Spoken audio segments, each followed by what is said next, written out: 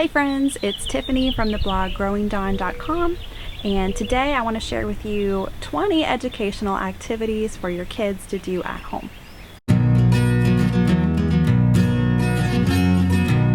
This is a post that I just put up on my blog, and it was in collaboration with some other bloggers and YouTubers that are well versed in education and homeschooling. I know a lot of us as homesteaders are also homeschoolers, and even if you are not homeschooling, then more than likely your kids are spending a little bit more time at home this summer, and you may be looking for activities to keep their brains firing during this off season. I will be linking my friends' blogs and all of the posts that I talk about in the description box below. If you like this video, then give it a thumbs up and be sure to subscribe. Don't forget to leave me a comment and let me know which of these ideas you will be trying this summer with your kids. So let's get to it.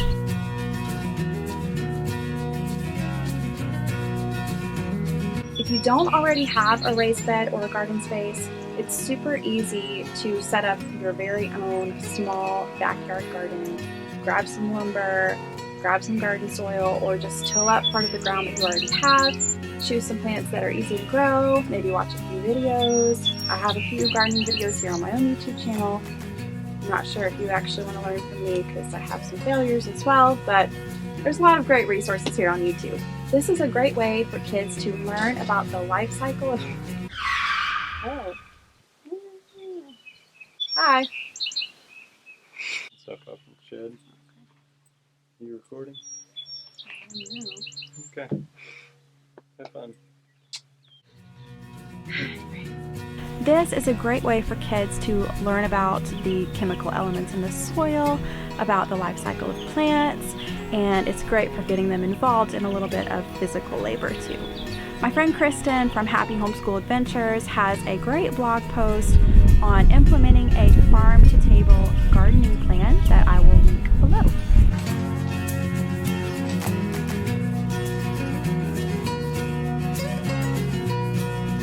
So my 8-year-old recently learned how to play chess, and he has been giving me a refresher course, maybe even schooling me at times. It has been so much fun. This is a great game for older kiddos to kind of get that logic side of their brain working and instill some healthy competition.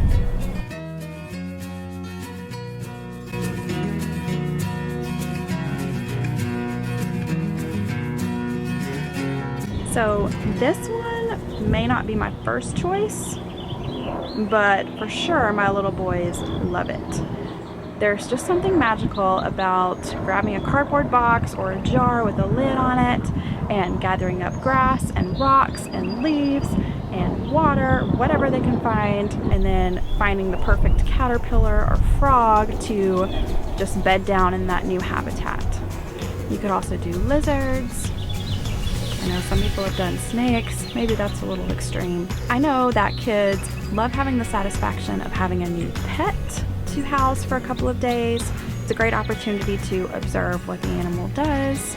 You may want to keep it for just a couple days and then let it go, if it doesn't escape on its own before then.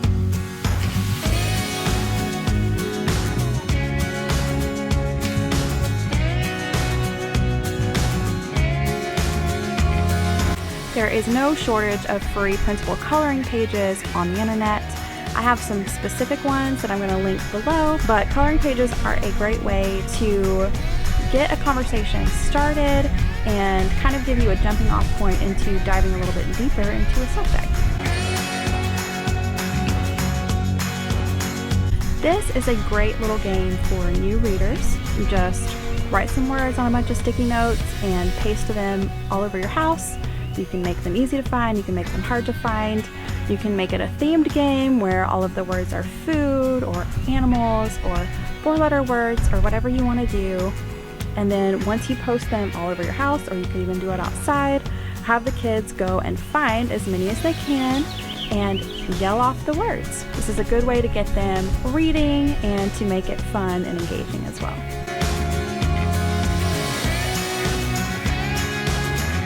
It's a great thing to send kids outside, but it's another thing to go outside and be mindful and intentional. My friend Candace from the blog Simply Candace has a great post about how to be mindful when you're spending outside with your kids, how to go on a mindful nature walk, how to practice mindful gardening. So these are all great things to keep in mind if you're going to go explore the outdoors with your kids this summer.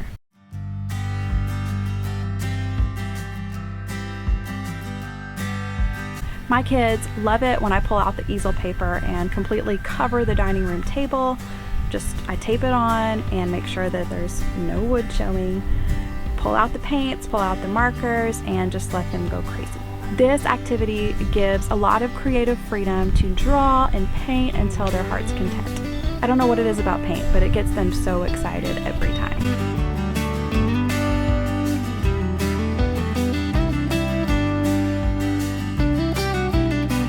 Summer, of course, is a great time to go outside and explore all of the wildlife and plants that the season has to offer.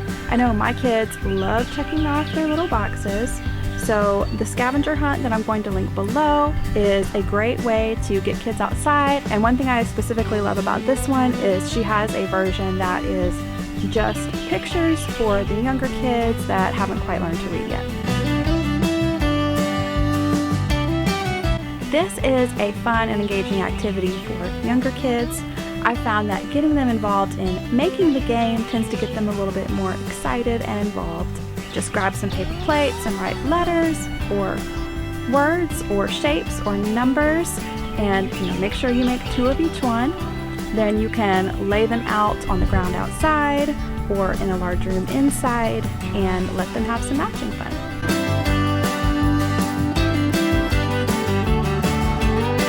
Have a concrete walk or a driveway, Sidewalk Chalk is so much fun for kids. You can grab some chalk and practice writing letters, drawing shapes. I know that my kids love to write their names with Sidewalk Chalk. You can write words and have them practice reading them as well. So I am not skilled in drawing, but it's fun to try alongside my boys. My friend Stephanie from This Intentional Home has a great blog post full of resources on books that you can use to teach your kids how to draw. Another resource that I really like to use is Art for Kids Hub here on YouTube.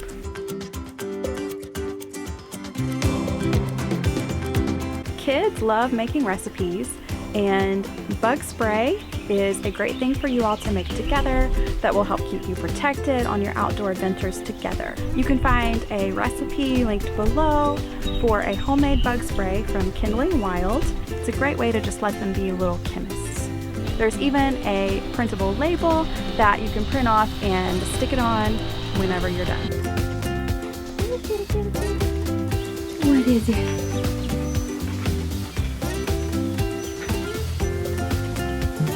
Look at you.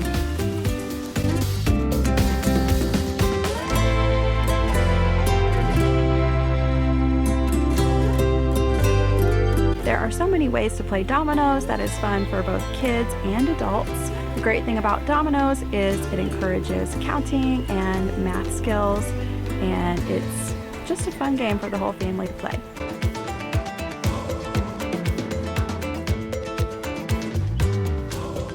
Again, my friend Kristen from Happy Homeschool Adventures has a great post on exploring, collecting, and then creating nature's headdresses. And these are like those little crowns that the kids can put on their head. They can be as creative as they want and stick on leaves or little pebbles or flowers or anything that they find outside. This would be a fun way to spend a morning or an afternoon walking around, gathering treasures, and then doing the craft.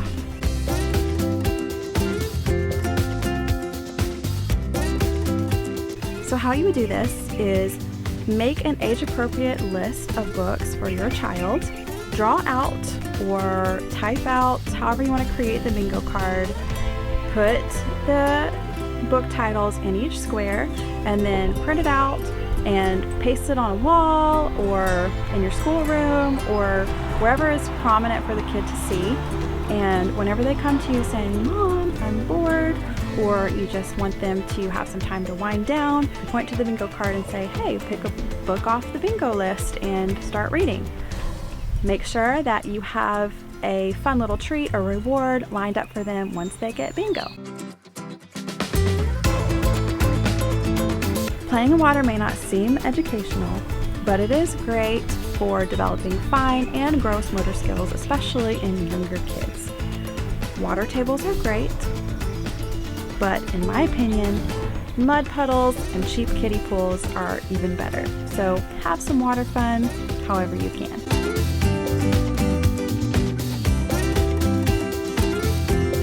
You can never go wrong with Play-Doh as a source of entertainment. Never. My friend Jess from Silo and Sage has a wonderful recipe on her blog that is for naturally dyed Play-Doh, so I encourage you to check that out. This would make a great indoor activity for a rainy day or a really hot day when you just want to spend time inside. You can also turn this into a way to teach phonics or letter recognition skills by having the kids make letters. This is one of my personal favorites on the list. My friend Julie from Nature Inspired Learning has a post on how to decode a seed packet and turn it into an activity that promotes both literacy and helps learn science. The cool thing about seed packets is it gives you an opportunity to learn plant names, it gives you an opportunity to talk about last and first frost dates, and be sure once you decode the packet that you go out and plant that seed. It's a great way, again, for kids to learn about the life cycle of a plant and be a part in observing its growth.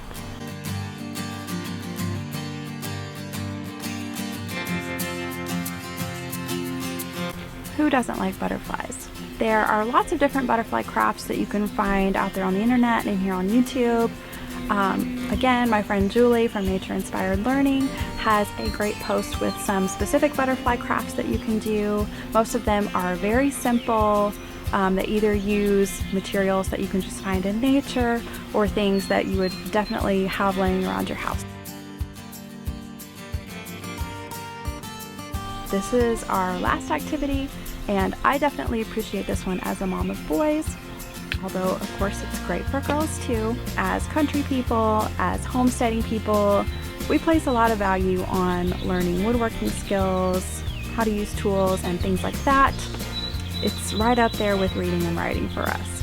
You can do a search here on YouTube to help you get started. There's lots of different templates you can use, and there's plenty of people here on YouTube that have instructions all laid out for you.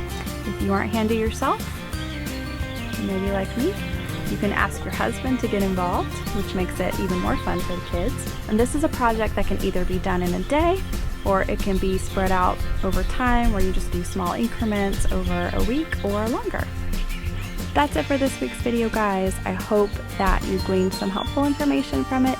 Don't forget to subscribe if you are interested in more content on growing faith, farm, and home.